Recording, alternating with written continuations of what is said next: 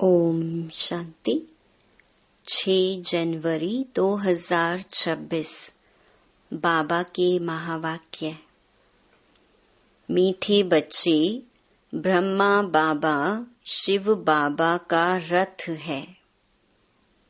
दोनों का इकट्ठा पाठ चलता है, इसमें जरा भी संशय नहीं आना चाहिए। प्रश्न: मनुष्य दुखों से छूटने के लिए कौन सी युक्ति रचते हैं, जिसको महापाप कहा जाता है? उत्तर: मनुष्य जब दुखी होते हैं तो स्वयं को मारने के, खत्म करने के अनेक उपाय रचते हैं। जीव घात करने की सोचते हैं, समझते हैं इससे हम दुखों से छूट जाएंगे, परंतु इन जैसा महापाप और कोई नहीं। वह और ही दुखों में फंस जाते हैं, क्योंकि यह है ही अपार दुखों की दुनिया। ओम शांति। बच्चों से बाप पूछते हैं, आत्माओं से परमात्मा पूछते हैं, यह तो जानते हो हम परमपिता परमात्मा के सामने बैठे हैं। उनको अपना रथ तो है नहीं, यह तो निश्चय है ना। इस भ्रकुटी के बीच में बाप का निवास स्थान है। बाप खुद कहते हैं, मैं इनकी भ्रकुटी के बीच में बैठता हूँ, इनका शरीर लोन पर लेता हूँ। आत्मा भ्रकुटी के बीच है तो बाप भी वहीं बैठते हैं। ब्रह्मा है तो शिव बाबा भी है। ब्रह्मा नहीं तो शिव बाबा बोलेंगे कैसे? ऊपर में शिव बाबा को तो सदैव याद करते आए। अब तुम बच्चों को पता है हम बाप के पास यहाँ बैठे हैं। ऐसे नहीं कि शिव बाबा ऊपर में हैं, उनकी प्रतिमा यहाँ पूजी जाती है। यह बातें बहुत समझने की हैं। तुम तो जानते हो बाप ज्ञान का सागर है। ज्ञान कहाँ से सुनाते हैं? क्या ऊपर से सुनाते हैं? यहाँ नीचे आया है, ब्रह्मा तन से सुनाते हैं। कई कहते हैं हम ब्रह्मा को नहीं मानते, परंतु शिव बाबा खुद कहते हैं ब्रह्मा तन द्वारा कि मुझे याद करो। यह समझ की बात है ना, लेकिन माया बड़ी जबरदस्त है, एकदम मुंह फिराकर पिछाड़ी कर देती है।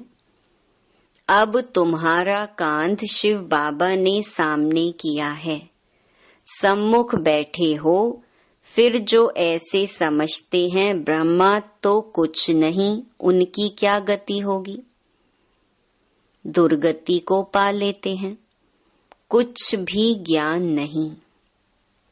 मनुष्य पुकारते भी हैं ओ गॉड फादर, फिर वह गॉड फादर सुनता है क्या?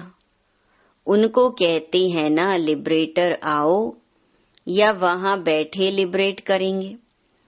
कल्प कल्प पुरुषोत्तम संगम युग पर ही बाप आते हैं। जिसमें आते हैं उनको ही अगर उड़ा दें तो क्या कहेंगे? नंबर 1 तमो प्रधान। निश्चय होते हुए भी माया एकदम मुंह फेर देती है। इतना उसमें बल है जो एकदम वर्थ नॉट अ पेनी बना देती है। ऐसे भी कोई न कोई सेंटर्स पर हैं, इसीलिए बाप कहते हैं खबरदार रहना। भल किसको सुनाते भी रहें, सुनी हुई बातें परंतु वह जैसे पंडित मिसल हो जाते। जैसे बाबा पंडित की कहानी बताते हैं ना, उसने कहा राम राम कहने से नदी पार हो जाएंगे। यह भी एक कहानी बनाई हुई है। इस समय तुम बाप की याद से विषय सागर से क्षीर सागर में जाते हो ना। उन्होंने भक्ति मार्ग में ढेर कथाएं बना दी हैं। ऐसी बातें तो होती नहीं, यह एक कहानी बनी हुई है। पंडित औरों को कहता था, खुद बिल्कुल चट खाते में, खुद विकारों में जाते रहना और दूसरों को कहना निर्विकारी बनो। उनका क्या असर होगा? ऐसे भी ब्रह्मा कुमार कुमारियां हैं, खुद निश्चय में नहीं दूसरों को सुनाते रहते हैं। इसीलिए कहाँ कहाँ सुनाने वाले से भी सुनने वाले तीखे चले जाते हैं। जो बहुतों की सेवा करते हैं वह जरूर प्यारे तो लगते हैं ना। पंडित झूठा निकल पड़े तो उनको कौन प्यार करेंगे? फिर प्यार उन पर चला जाएगा जो प्रैक्टिकल में याद करते हैं। अच्छे अच्छे महारथियों को भी माया हप कर लेती है। बहुत हप हो गए। बाबा भी समझाते हैं, अभी कर्मातीत अवस्था नहीं हुई है। एक तरफ लड़ाई होगी, दूसरे तरफ कर्मातीत अवस्था होगी।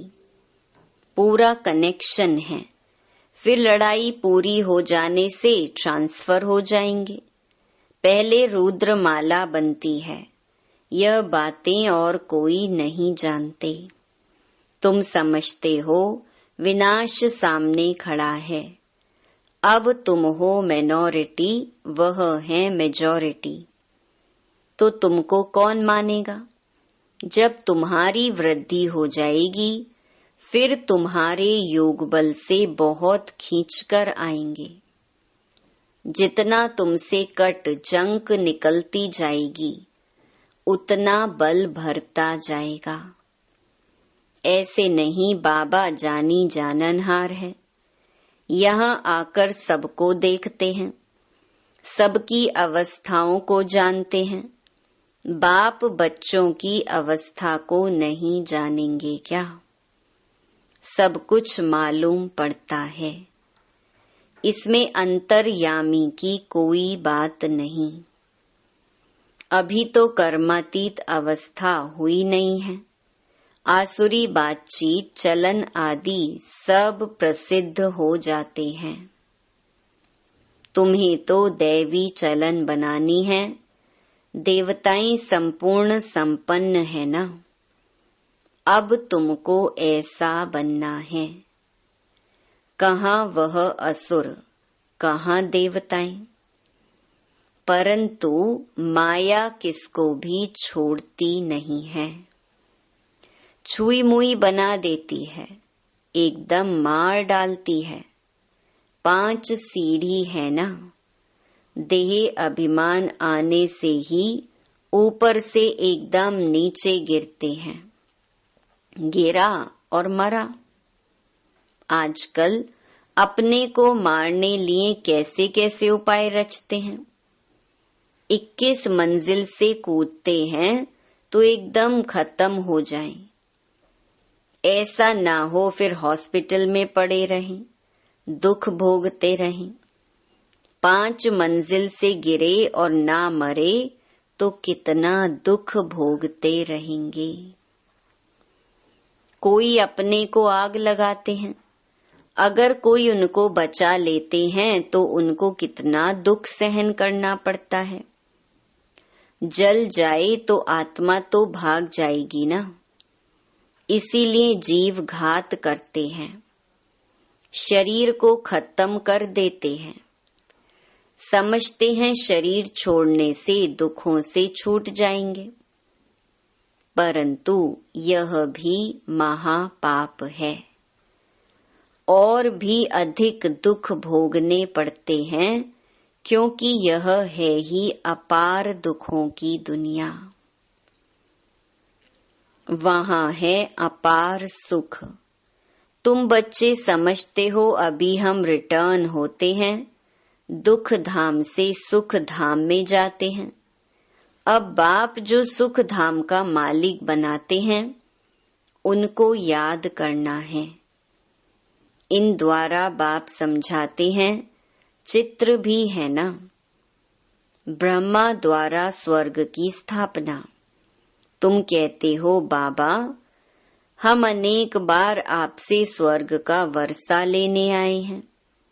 बाप भी संगम पर ही आते हैं जबकि दुनिया को बदलना है। तो बाप कहते हैं मैं आया हूँ तुम बच्चों को दुख से छुड़ाकर सुख की पावन दुनिया में ले जाने। बुलाते भी हैं, हे पतित पावन। यह थोड़े ही समझते हैं कि हम महाकाल को बुलाते हैं कि हमको इस छीछी दुनिया से घर ले चलो। जरूर बाबा आएगा। हम मरेंगे तब तो पीस होगी ना। शांति शांति करते रहते हैं। शांति तो है ही परम धाम में, परंतु इस दुनिया में शांति कैसे हो जब तक इतने ढेर मनुष्य हैं। सतयुग में सुख शांति थी, अभी कलयुग में अनेक धर्म हैं। जब वह खत्म हो तब एक धर्म की स्थापना हो, तब तो सुख शांति होना। हाहाकार के बाद ही फिर जय जयकार होगी। आगे चल देखना मौत का बाजार कितना गर्म होता है। विनाश जरूर होना है। एक धर्म की स्थापना बाप आकर कराते हैं, राजयोग भी सिखाते हैं। बाकी सब अनेक धर्म खलास हो जाएंगे। गीता में कुछ दिखाया नहीं है। 5 पांडव और कुत्ता हिमालय पर गल गए। फिर रिजल्ट क्या? प्रलय दिखा दी है। जलमयी भल होती है परंतु सारी दुनिया जलमयी हो नहीं सकती। भारत तो अविनाशी पवित्र खंड है। उसमें भी आबू सबसे पवित्र तीर्थ स्थान है, जहाँ बाप आकर तुम बच्चों के द्वारा सर्व की सद्गति करते हैं। दिलवाला मंदिर में कितना अच्छा यादगार है, कितना अर्थ सहित है, परंतु जिन्होंने बनाया है वह नहीं जानते हैं। फिर भी अच्छे समझू तो थे ना। द्वापर में जरूर अच्छे समझदार होंगे। कलयुग में होते हैं तमो प्रधान। द्वापर में फिर भी तमो बुद्धि होंगे। सब मंदिरों से यह ऊंच है जहाँ तुम बैठे हो। अभी तुम देखते रहेंगे विनाश में होलसेल में मौत होगा। होलसेल महाभारी लड़ाई लगेगी, सब खत्म हो जाएंगे, बाकी एक खंड रहेगा। भारत बहुत छोटा होगा, बाकी सब खलास हो जाएंगे। स्वर्ग कितना छोटा होगा, अभी यह ज्ञान तुम्हारी बुद्धि में है। कोई को समझाने में भी देरी लगती है। यह है पुरुषोत्तम संगम युग। यहाँ कितने ढेर मनुष्य हैं और वहाँ कितने थोड़े मनुष्य होंगे। यह सब खत्म हो जाएंगे। वर्ल्ड की हिस्ट्री ज्योग्राफी रिपीट होगी शुरू से। जरूर स्वर्ग से रिपीट करेंगे, पिछाड़ी में तो नहीं आएंगे। यह ड्रामा का चक्कर अनादि है जो फिरता ही रहता है। इस तरफ कलयुग, उस तरफ है सतयुग। हम संगम पर हैं, यह भी तुम समझते हो। बाप आते हैं, बाप को रथ तो जरूर चाहिए ना। तो बाप समझाते हैं अभी तुम घर जाते हो, फिर यह लक्ष्मी नारायण बनना है तो दैवी गुण भी धारण करने चाहिए। यह भी तुम बच्चों को समझाया जाता है। रावण राज्य और राम राज्य किसको कहा जाता है? पतित से पावन, फिर पावन से पतित कैसे बनते हैं? यह खेल का राज बाप बैठ समझाते हैं। बाप नॉलेजफुल बीज रूप है ना, चैतन्य है, वही आकर समझाते हैं। बाप ही कहेंगे सारे कल्प वृक्ष का राज समझा, इनमें क्या क्या होता है, तुमने इसमें कितना पार्ट बजाया है। आधा कल्प है दैवी स्वराज्य, आधा कल्प है आसुरी राज्य। अच्छे अच्छे जो बच्चे हैं उन्हों को बुद्धि में नॉलेज रहती है। बाप आप समान बनाते हैं ना। टीचर्स में भी नंबर वार होते हैं। कई तो टीचर होकर भी फिर बिगड़ पड़ते हैं। बहुतों को सिखाकर फिर खुद खत्म हो गए। छोटे छोटे बच्चों में भिन्न भिन्न संस्कार वाले होते हैं। कोई तो देखो नंबर 1 शैतान, कोई फिर परिस्तान में जाने लायक। कई हैं जो ना ज्ञान उठाते ना अपनी चलन सुधारते, सबको दुखी देते रहते हैं। यह भी शास्त्रों में दिखाया है कि असुर आकर छिपकर बैठते थे। असुर बन कितनी तकलीफ देते हैं। यह तो सब होता रहता है। ऊंच ते ऊंच बाप को ही स्वर्ग की स्थापना करने आना पड़ता है। माया भी बड़ी जबरदस्त है। दान देते हैं फिर भी माया बुद्धि फिरा देती है। आधा को जरूर माया खाएगी, तब तो कहते हैं माया बड़ी दुस्तर है। आधा कल्प माया राज्य करती है तो जरूर इतनी पहलवान होगी ना। माया से हारने वाले की क्या हालत हो जाती है। अच्छा, मीठे मीठे सिकिलधे बच्चों प्रति माता पिता बाप दादा का याद प्यार और गुड मॉर्निंग। रूहानी बाप की रूहानी बच्चों को नमस्ते।